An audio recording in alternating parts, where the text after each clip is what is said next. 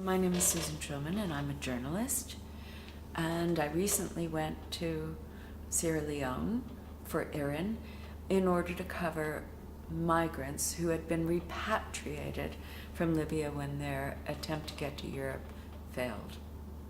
I wanted to find out what it was like to return to where you had begun when you'd almost reached your destination. I also wanted to find out what the reception was that they got when they went back home. I was surprised by how difficult it was in terms of families receiving back repatriated migrants who returned home with less than they actually had departed with. Many of them had actually been the main supporters of their family before, and yet arriving home penniless, they were rejected by families, in part because of just shame. The other thing that surprised me and was really, really tragic was the level of pressure, unspoken in some respects, that people felt to go.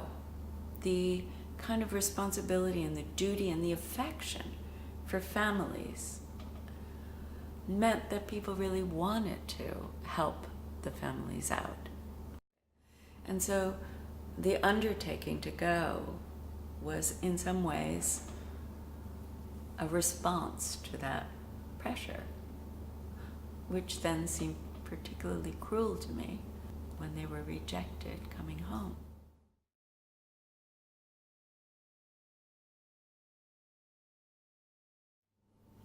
I think if people are going to take one thing away from my migration reporting, I would say I would like it to be an understanding of the push-pull and the pressures on both sides. The sub-Saharan African migration is looked at as an economic migration. Those are terms used politically. And I think that to reduce it to a sort of economic plight is to ignore the impacts of an increasing amount of violence. It's also to absolutely ignore and dismiss climate change, which is a serious factor. In the case of Sierra Leone, we have the other factors of Ebola and landslides. We have overfishing, we have pirate fishing, we have trawlers who are coming in and depleting the stocks which have sustained lives forever.